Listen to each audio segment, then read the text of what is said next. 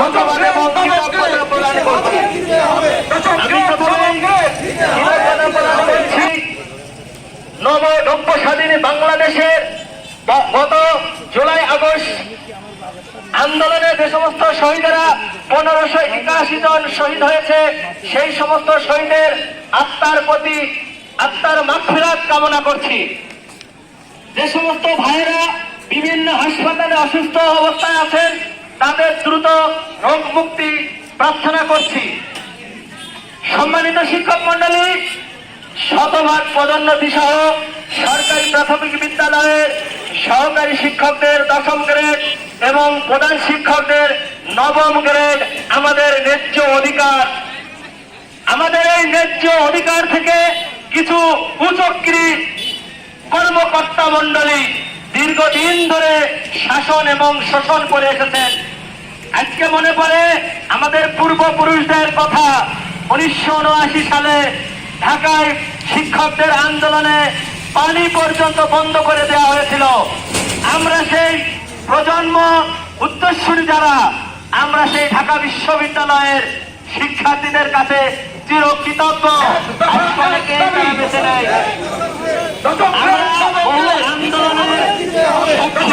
আজ 26 বছর প্রধান শিক্ষক পদে কার্যক্রম চালিয়ে যাচ্ছি, আর 6.5 বছর যদি এভাবে আল্লাহ জীবিত রাখেন আপনাদের সামনে থাকবো।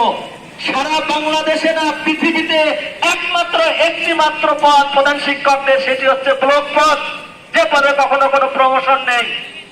সবচেয়ে বেশি দুঃখ লাগে, কষ্ট লাগে, আজকে একজন দিনমজুর যেখানে 700-800 টাকা মাসে 21,000 থেকে 25,000 টাকা কামাই করে, যার শিক্ষাগত যোগ্যতা নাই বললেই চলে, সেখানে একজন ডিগ্রি পাস, একজন উত্তর পাস বিশ্ববিদ্যালয়ের শিক্ষক শিক্ষার্থী এসে তারা এই শিক্ষকতা পেশায় নিয়োজিত, তারা মাত্র 11,000 টাকা থেকে শুরু করে সর্বসাকুল্যে 17,000 টাকা বেতনে চাকরি করেন। একজন মানুষের পেটে যখন ক্ষুধা থাকে, তখন থাকে না কোনো শিক্ষা, থাকে না কোনো বিনোদন, থাকে না কোনো কিছুই।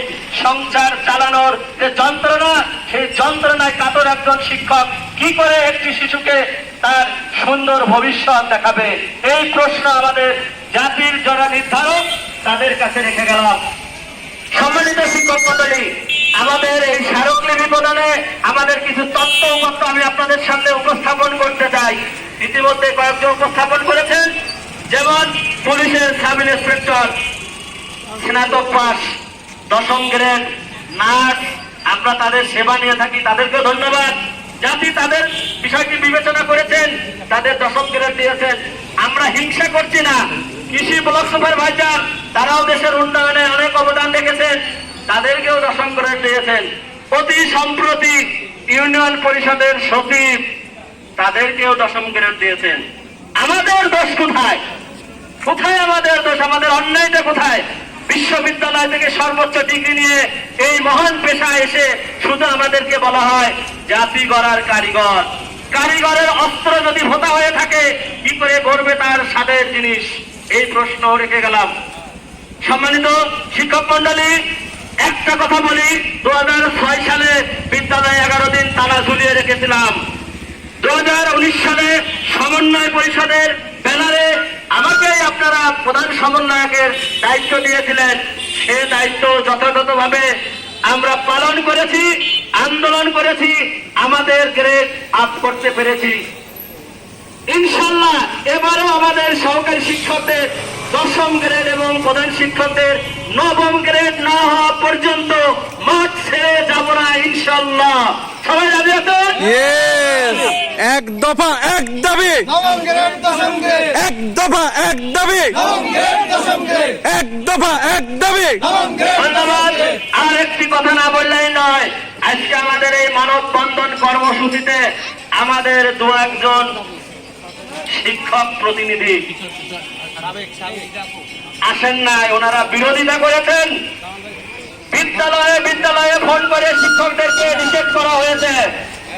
আপনাদের ইতিহাস আমরা ভুলে যাই নাই, ইতিহাস মনে রাখবেন। ইতিহাস যদি